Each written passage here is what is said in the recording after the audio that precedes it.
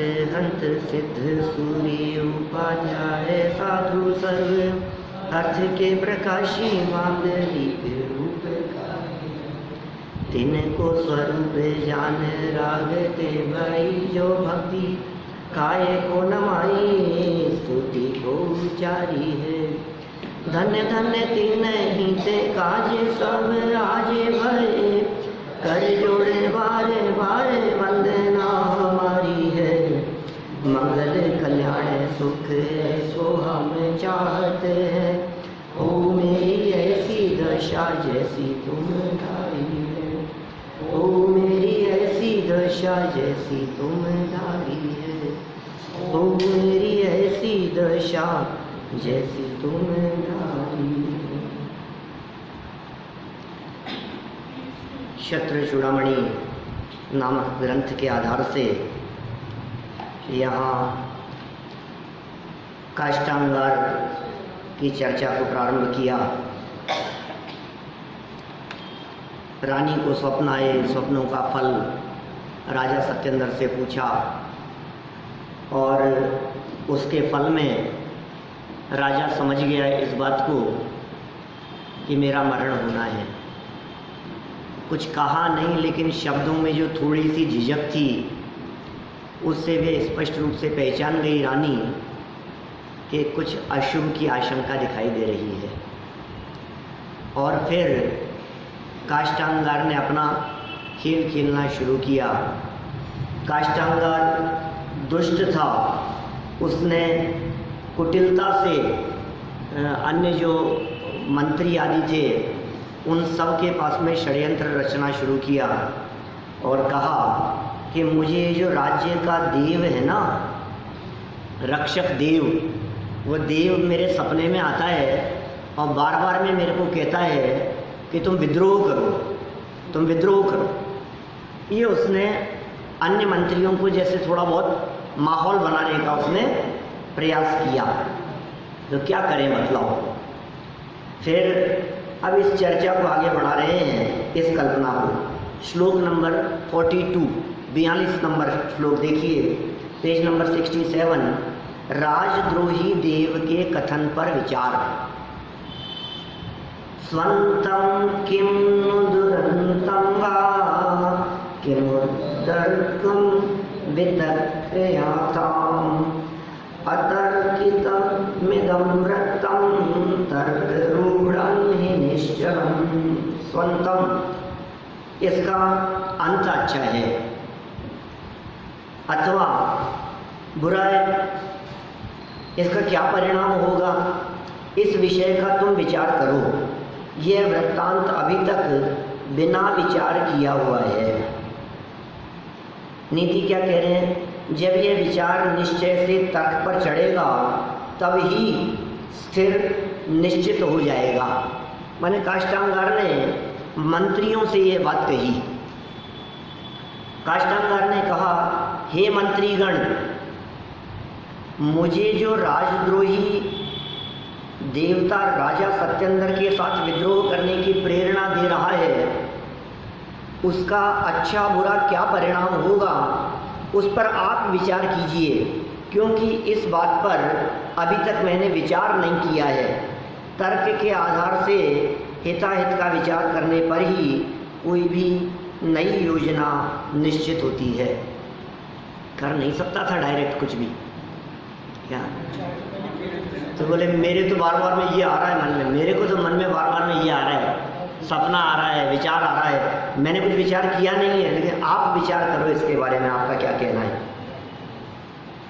मायाचारी मनुष्य अपने कुकृत्यों की पुष्टि दूसरों से कराना चाहता है।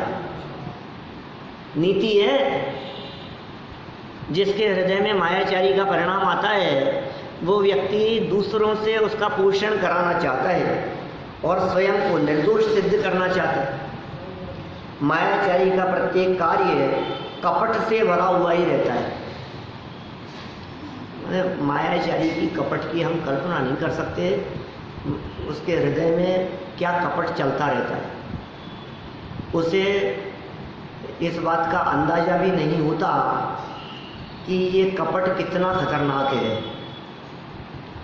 उमा स्वामी आचार्य ने तत्वार सूत्र में लिखा, माया तिर्यक योनस्य, पढ़ा है आपने? मायाचार के फल में तिर्यंच गति की प्राप्ति होती है। और आपको इस बात का पता होना चाहिए कि चारों गतियों में सबसे ज़्यादा दुख तिर्यंच गति में है, नरक में नहीं, तिर्यंच में है। क्योंकि तिर्यंच गति में निगूढ़ भी आता है। हम आपसे पूछें नरक में ज़्यादा दुख है या निगूढ़ में ज़्यादा दुख है, तो क्या कहोगे बोलो? हैं? निगूढ़ में ज़्यादा दुख। तो ये निगूढ़ कौन सी गति में है? तिर्यंच गति में। इसका मतलब तिर्यंच गति में बहुत दुख हैं अपने स्वरूप को भूलकर।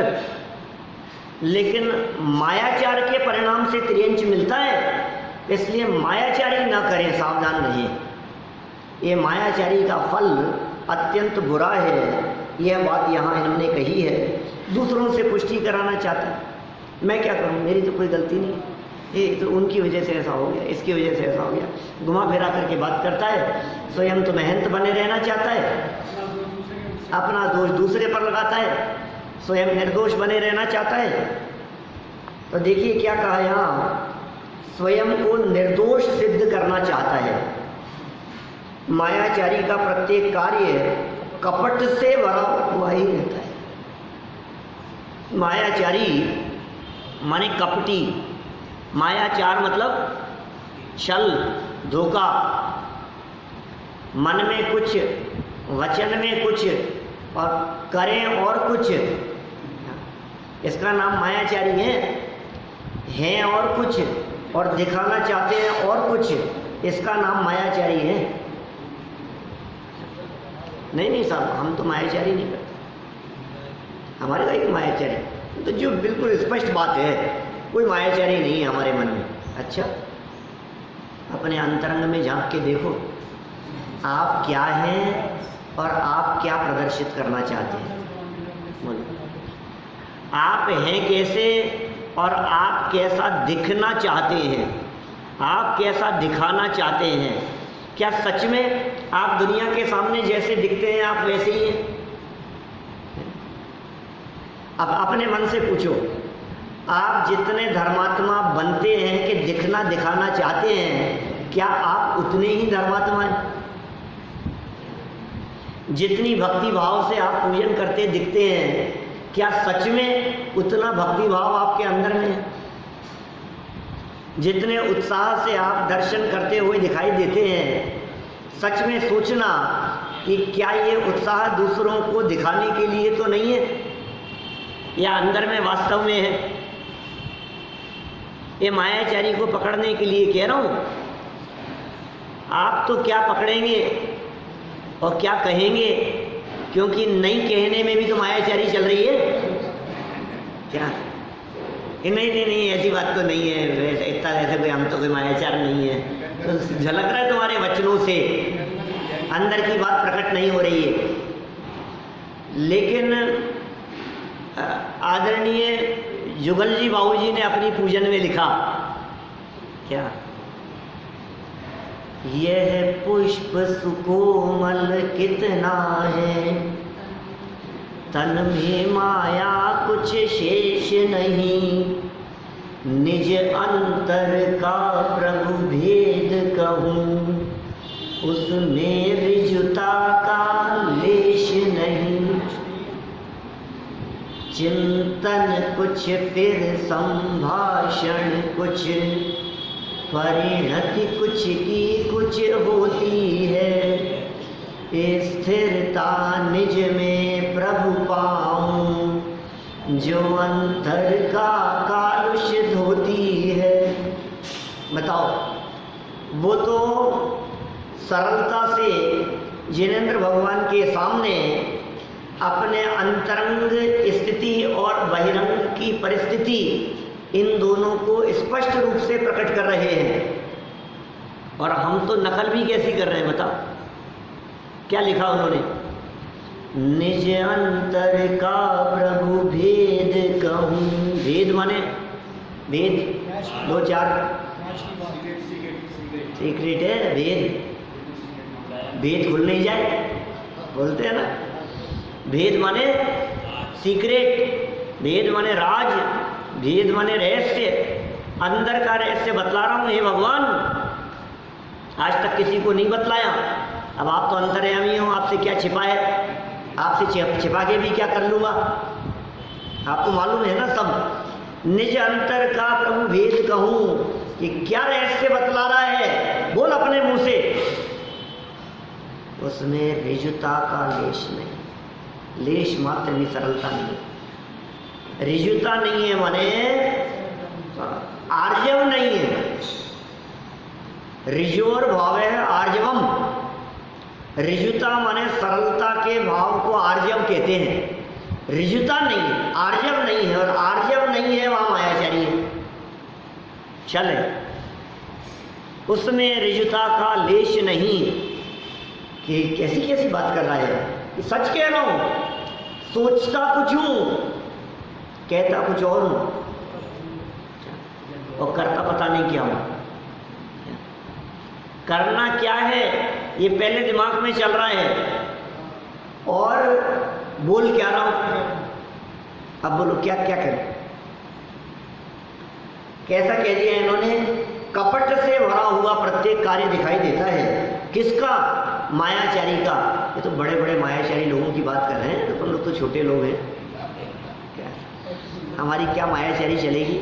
भोजन कर लिया, नहीं किया हो, हाँ नहीं कर लिया, कर लिया कर लिया सब कर लिया।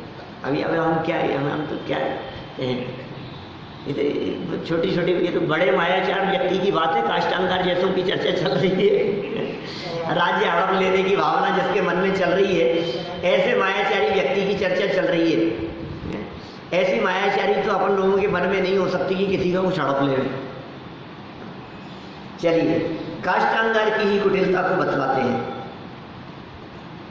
जेमी वक्तुमप्येत दुक्तिर्देव भयादिति मनस्यन्यद्वचस्यन्य कर्मण्यन्य सिद्धि पापिनाम।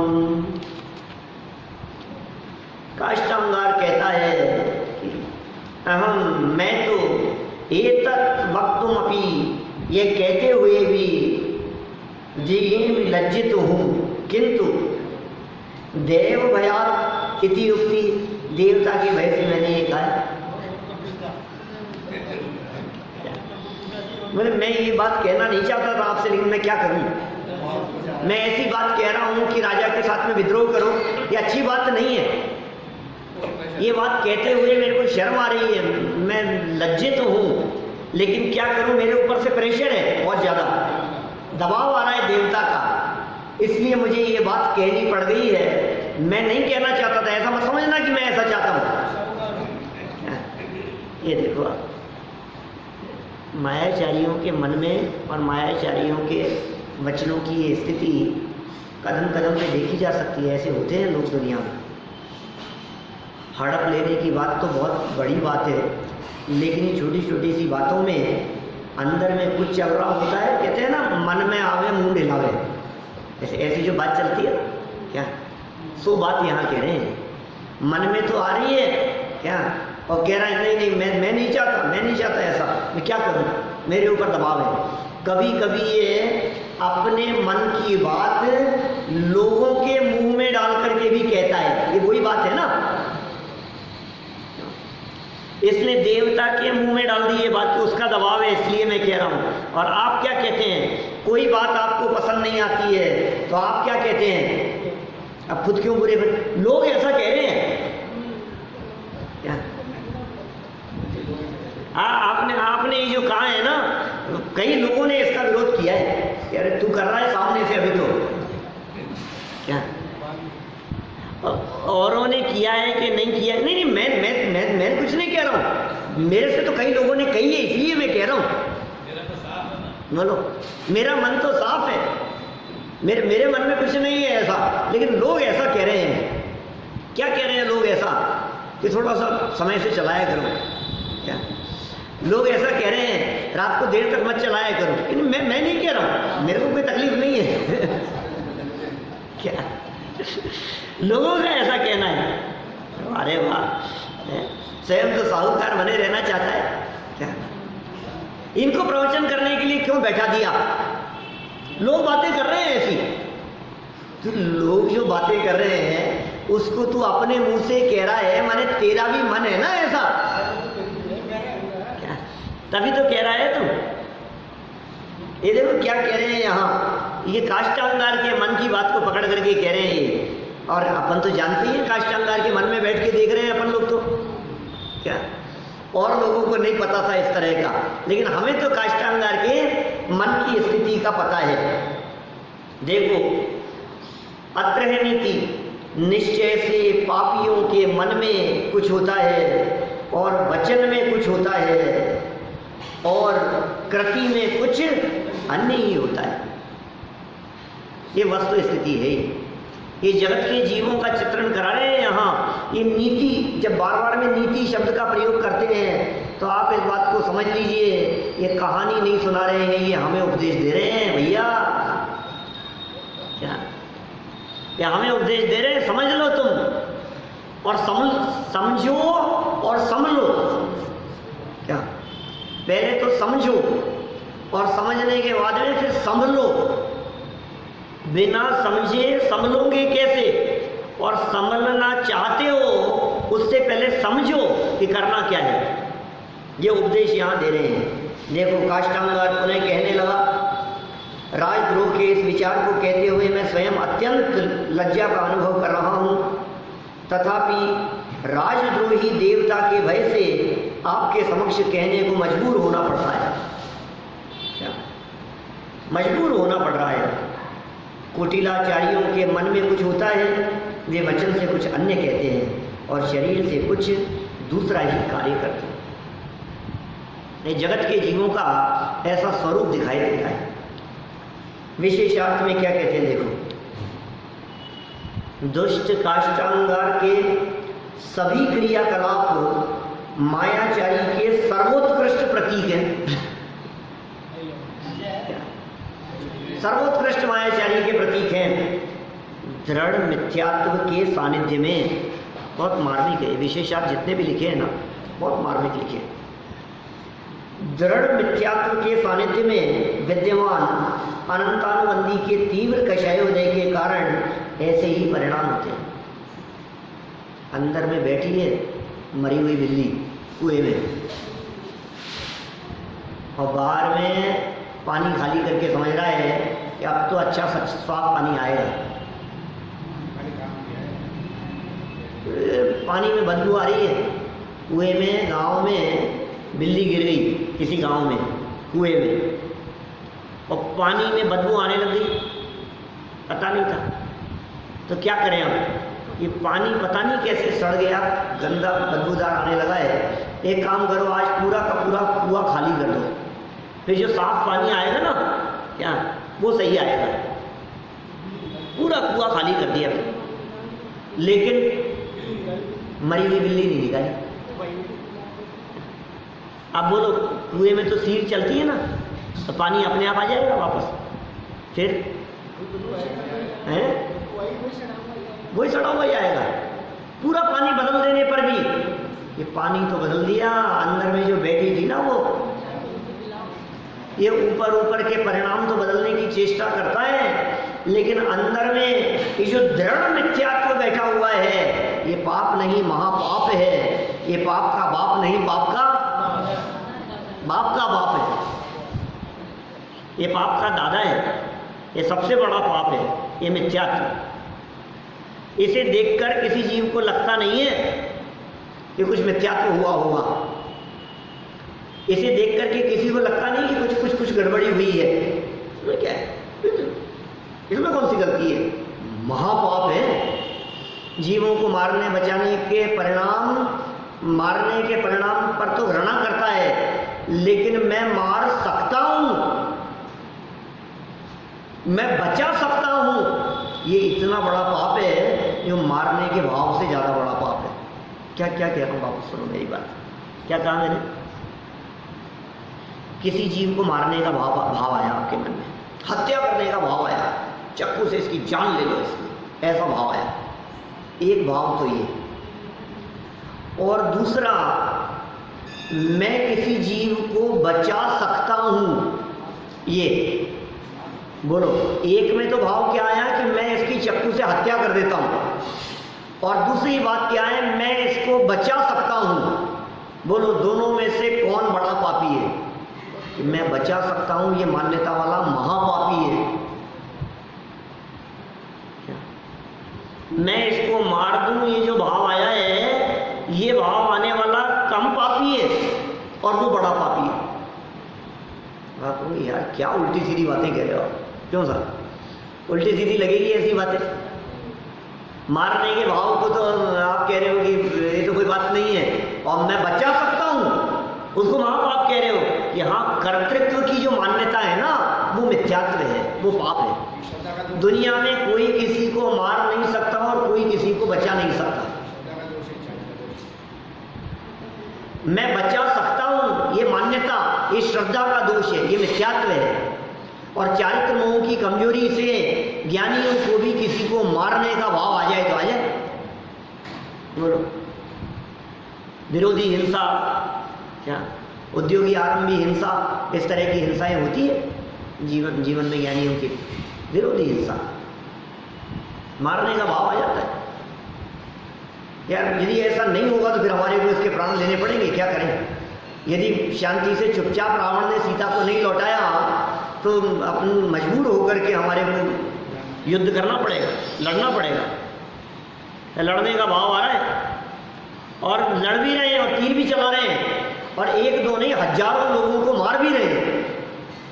हजारों लोग मरे हैं 6 महीने के युद्ध में, अनगिनती लोग मरे हैं। किससे? रामचंद्र जी से। लेकिन महापाप नहीं हो गया, सीता की सुरक्षा का सवाल था। अब कौन माने इस चीज को? अब ये कह रहे हैं अंदर में दृढ़ महामिथ्यात्व बैठा है, तो तुम्हारी जो मायाचारी है वो मायाचारी कैसे खेल खिला देवे, कुछ आश्चर्य वाली बात नहीं है। क्या और कल परसों कही उन्होंने, सुमत प्रकाश जी शिविर चल रहा था ना कल तक, तो क्या बात कही उन्होंने? ये औदैहिक भाव है, कुछ ठिकाना नहीं है इसमें। इस औदैहिक भाव का कुछ भरोसा नहीं है, क्या चल रहा है और क्या हो गया और क्या औदैहिक भाव आ गया, ये क्या दम है इसमें? थोड़ा सा अच्छा परिणाम आता है तो अपने आप को महान समझने लगता है, थोड़ा सा खोटा परिणाम आ जाता है तो अपने आप को बुरा समझने लगता है। लेकिन स्थिति तो औदैहिक भाव की है। इससे भिन्न देख अपने आप को, भिन्न नहीं देखता है, ये महापाप है। आपका आना नहीं हुआ सब। औदैहिक भाव आना, खराब से खराब औदैहिक भाव आ जाना, ये इतना बुरा नहीं है। क्या खराब से खराब औदैहिक भाव आ जाना ये बुरा नहीं है, लेकिन औदैहिक भाव से भिन्न अपने आप को नहीं पहचानना, ये महापाप है। सम्यक दृष्टि ज्ञानी जीव के जीवन में औदैहिक भाव आ जाते हैं, लेकिन वे औदैहिक भाव से अपने आप को भिन्न पहचानते हैं, इसलिए महापापी नहीं। क्या बातें हैं? एक किस स्तर की बातें कर रहे हैं यहाँ? ये कह रहे हैं दृढ़ मिथ्यात्व बैठा है। अरे नहीं, कितना खोटा भाव आ गया है, ऐसा मायाचारी का परिणाम। दुष्ट है ये तो, कि जिस काष्ठांगार को तुम दुष्ट कह रहे हो, ये तुमसे पहले मोक्ष चला जाएगा। क्या करोगे? पता नहीं ना अपने को, क्या जा सकता है ना उसमें? क्या क्या दम है उसमें? अंजन जैसे चोर नहीं चले गए क्या? तो मोक्ष चले गए ना। कीचक जैसे नहीं चले गए क्या? क्या भीम के मुक्के खाते खाते कीचक को सम्यक दर्शन हो गया? पता है आपको?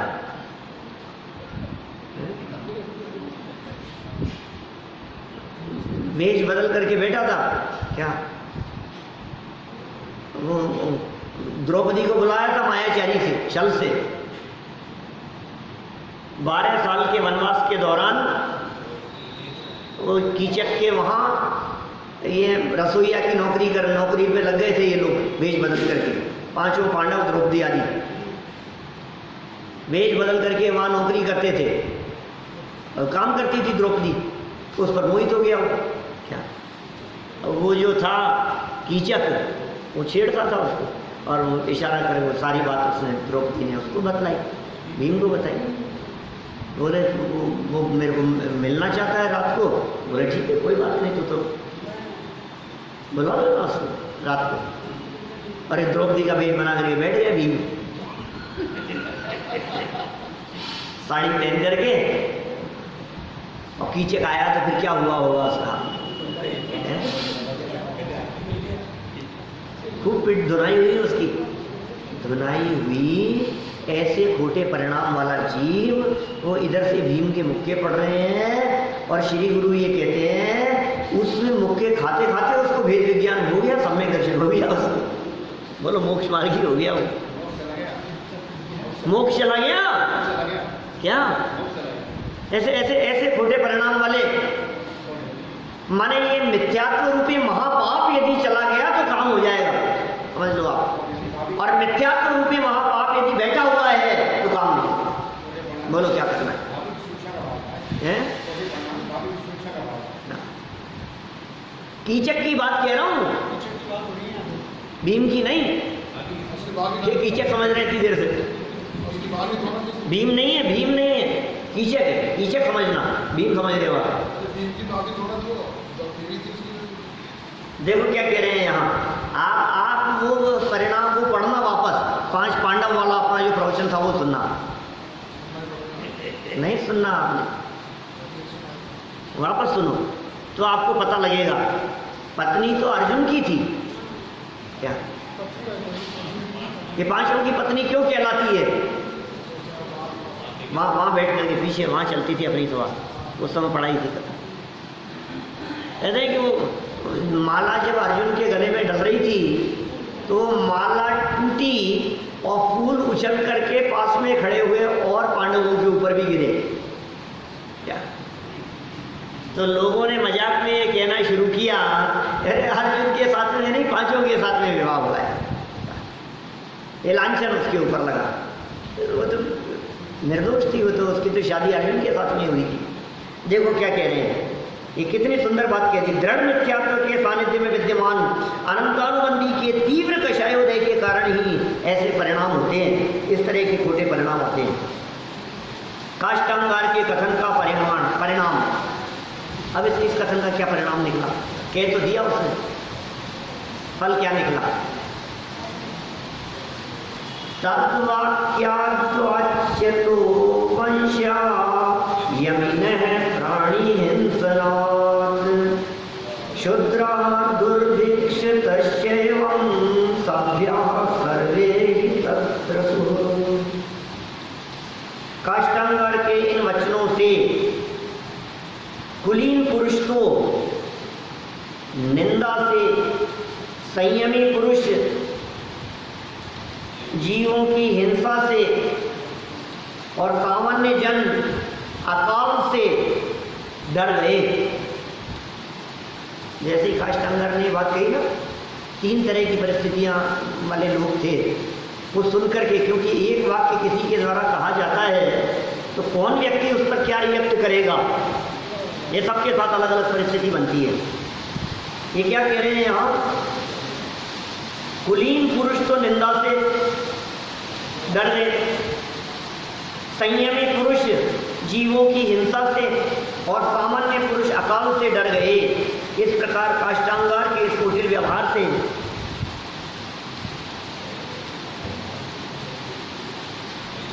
रोज जाती है यहाँ से छिपकली, मेरे यहाँ से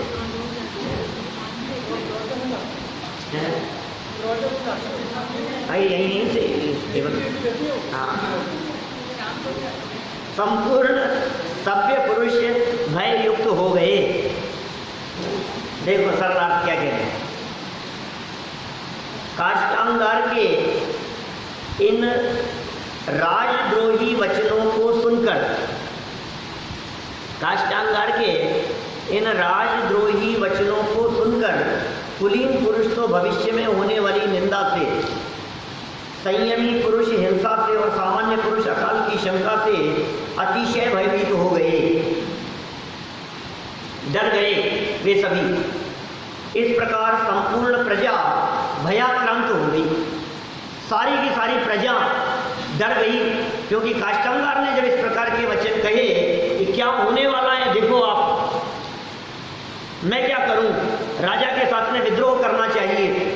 जब इस प्रकार की बात कही गई तो प्रजा डर गई कि क्या होगा, राज्य सत्ता चली जाएगी, राजा के साथ में विद्रोह करने की बात कह रहा है, अब राज्य के अंदर क्या झगड़े होंगे, विवाद होंगे, लोग दो टुकड़ों में बढ़ जाएंगे, लोग मरेंगे, क्या डर तो लगता ही है ना ऐसी स्थिति को देख करके।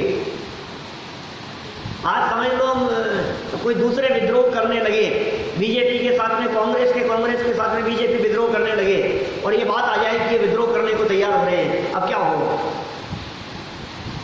मोदी जी ने कोई ये घोषणा की और दूसरे पार्टी वाले कहे कि हम विद्रोह कर रहे हैं, तो उससे ही घबराहट होती है ना कि क्या होगा, ये दंगे हो जाएंगे अभी सब। तो इस दंगों के विचार से वे वहाँ जो प्रजा थी वो प्रजा भयाक्रांत हो गई। देखो विशेषार्थ में बहुत मार्मिक बातें कहते हैं। विशेषार्थ यहाँ कारण तो एक राजद्रोही का वचन है और उसका परिणाम भिन्न भिन्न लोगों पर उनकी मनोदशा के अनुसार भिन्न भिन्न ही हुआ। इसका मतलब ये है जगत में घटने वाली जितनी भी घटनाएं होती है, जगत की जितनी भी परिस्थितियां होती है, उन परिस्थितियों में सबके साथ में सब मन में चलने वाले विचार वो सब अलग अलग होते हैं। तेज बरसात आ रही है, मुझे नहीं मालूम किसके मन में क्या विचार चल रहा है,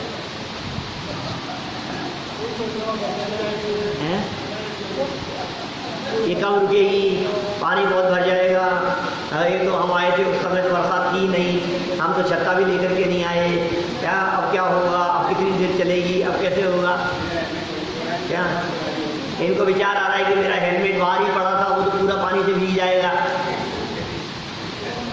एक घटना को देख करके हम कैसे पहुंचेंगे, हमें तो जल्दी जाना था, अब तो फंस गए, अब तो अटक जाएंगे, यहाँ रास्ते में पानी बहुत भर जाएगा, पैदल कैसे जाएंगे, क्या मैं रोजाना गाड़ी लेकर के आता हूँ, आज ही बाइक लेकर के आया, कैसे कैसे एक चीज को देख करके सबके चित्त में अलग अलग तरह के विचार आते हैं। ये यहाँ कह रहे हैं काष्ठांगार ने जो एक योजना, एक षड्यंत्र की बात अन्य मंत्रियों के सामने रखी, तो न केवल मंत्री, वहाँ उपस्थित सभासद और जो प्रजा थी, सबके चित्त में अपने अपने अलग अलग तरह के विचार आने लगे। क्या होने वाला है, देखो ये घटना सिद्ध करती है कि किसी भी कार्य में निमित्त कुछ भी नहीं करता है। सुंदर निष्कर्ष है। निमित्त ने क्या किया, वो क्या करे।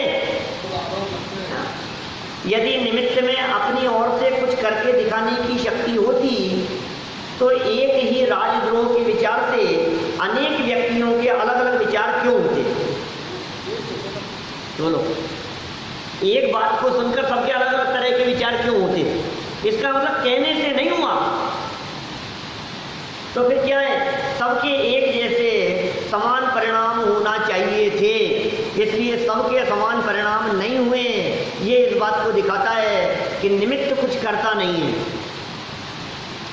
एक व्यक्ति ने गाली दी, बोलो कैसा लगेगा, कैसा बुरा ही लगेगा, पता नहीं, हो सकता है बुरा नहीं भी लगे, हो सकता है एक व्यक्ति बहुत अधिक रिएक्ट करे, हो सकता है एक व्यक्ति झगड़ने लगे, हो सकता है एक व्यक्ति उसको बहुत इजी गोइंग ले लेवे, हो सकता है एक व्यक्ति सुनी अनसुनी कर देवे। तो तेरे को जो क्रोध का परिणाम आया है, ये तेरे अंदर में तेरा हाजमा कमजोर है क्या, तेरे को बर्दाश्त नहीं हो रही। इन्होंने ऐसी बात क्यों कही, मैं कैसे बर्दाश्त कर सकता हूं इस बात को। कि तू यदि बर्दाश्त नहीं कर पा रहा है तो अपनी पावर को बढ़ा क्या, सामने वाले के ऊपर दोषारोपण मत कर। हम बच्चों को नहीं सिखाते हैं क्या, बताओ ये बात क्या। एक बच्चा, आपका बच्चा आपके पास में रोता हुआ आया, मम्मी ये मेरे को चिढ़ा रहे हैं, ये मेरे को चिढ़ा रहे हैं, ये देखो मेरे को कैसे कह रहा है, रोता हुआ आया वो, तो आप क्या सिखाएंगे, बोलो बच्चे को, बेटा ऐसे दूसरे के कहने से रोते नहीं है क्या। तो यहाँ से बाहर निकलेगा भी, स्कूल जाएगा तो कौन कौन क्या क्या कहेगा, कहने वाले कहते रहते हैं, तो क्यों सोचता है। आप क्या सिखाते हैं बताओ, यही तो बात कहते हैं ना आप, कहने वाले कहते रहते हैं, ध्यान मत दो उसकी तरफ। ये बात यहाँ सिखा रहे हैं नीतिकारों के माध्यम से। ये कह रहे हैं दुनिया में घटने वाली परिस्थितियाँ घटती रहेगी, कौन क्या कहेगा, कौन गाली देगा, कोई पैसा छीन लेगा, कोई चोरी करके ले जाएगा, कोई आपको धक्का दे देगा, कोई आपका मकान हड़प लेगा। अरे दुनिया में तो ऐसी परिस्थितियाँ बनेगी ही सब। संसार किसका नाम है? किसका नाम है बताओ? अनेक संकटों के साम्राज्य को संसार कहते हैं। ये परिभाषा लिखी पीछे संसार में लिखा है, कहाँ लिखा है? नीचे से दूसरा वाक्य देखो, अनेक संकटों के साम्राज्य को ही संसार कहते हैं। आप संसार में हो कि नहीं? कितने कितने संकट आएंगे बताओ? कभी बच्चे सामने जवाब देंगे, कभी कोई कहना नहीं मानेगा, कभी मकान मालिक परेशान करेगा तो कभी किराएदार परेशान करेगा, कभी गाड़ी रास्ते में अटक जाएगी, बोलो, कभी तबीयत खराब हो जाएगी, कभी बुखार हो जाएगा तो कभी घुटने दर्द करेंगे। ये आपत्तियां तो है ही ना। कभी पत्नी का स्वर्गवास हो जाएगा तो कभी जवान बेटा चल बसेगा। कितने संकट ही संकट हैं संसार दशा में रहते हुए। कभी बिजली का बिल ज़्यादा आ जाएगा, कभी बिल जमा कराना भूल जाओगे। आपदाएं तो आती रहेंगी, इसका नाम ही संसार है। लेकिन उन आपदाओं के काल में आप कितने सहज और शांत रह सकते हैं, ये आपके ऊपर निर्भर करता है।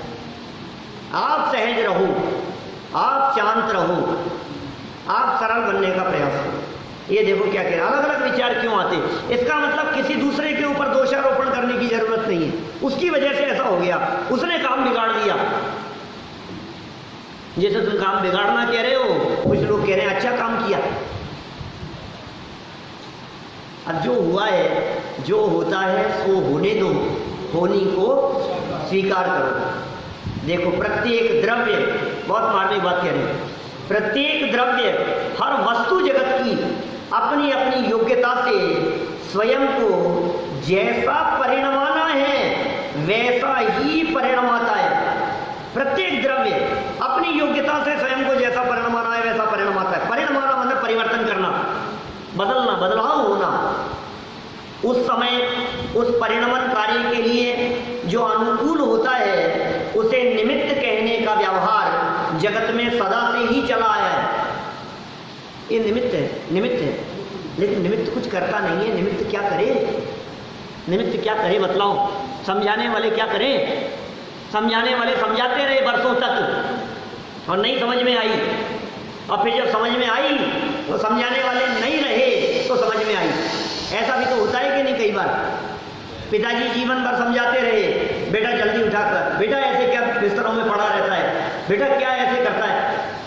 जीवन भर पिताजी समझाते रहे और फिर कब समझ में आई? जब पिताजी चल बसे ना।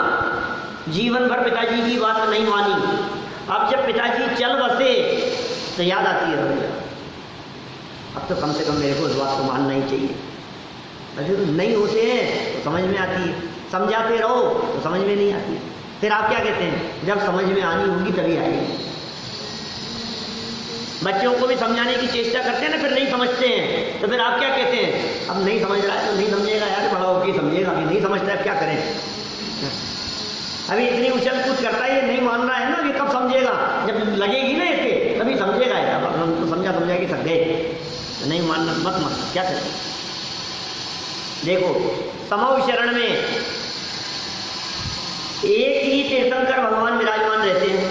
समव शरण में उनके दर्शन और उपदेश का निमित्त पाकर कोई मुनि हो जाता है, कोई व्रती श्रावक हो जाता है, कोई सम्यक दृष्टि हो जाता है, अथवा कोई स्वयं अरहंत भी बन जाते हैं।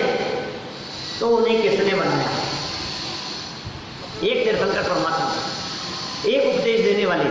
चलो तीर्थंकर परमात्माओं की तो आप क्या कहें, श्रद्धादायी विषय है। एक कक्षा में 50 विद्यार्थी पढ़ रहे हैं ना, 10th का एग्जाम देना है और 50 विद्यार्थी पढ़ रहे हैं। एक ने टॉप किया, एक विद्यार्थी मेरिट में आ गया, एक फेल हो गया, तो टीचर ने अलग अलग पढ़ाया था क्या उनको? जिसकी जैसी योग्यता थी उसने वैसा सीखा। समझाने वाला कुछ नहीं कर सकता है। तीर्थंकर भगवान यदि किसी को बनाते अथवा किसी का परिवर्तन कराने में समर्थ होते तो सबको अरहंत भगवान ही बनाते। क्या करें, प्रत्येक जीव अपनी पात्रता और पुरुषार्थ से जो बनना शक्य है बन जाता है, हो जाता है। भगवान तो निमित्त मात्र हैं, वे किसी को नहीं परिणमाते।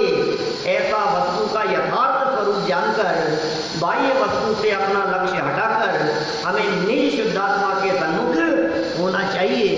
ये दृष्टि को समस्त पर पदार्थों से हटाने की यहाँ प्रेरणा दे रहे हैं। दृष्टि निमित्ताधीन नहीं हो, निमित्तों से हमारी दृष्टि हटे, इस भावना से मैं अभी की बात को तो यहीं विराम।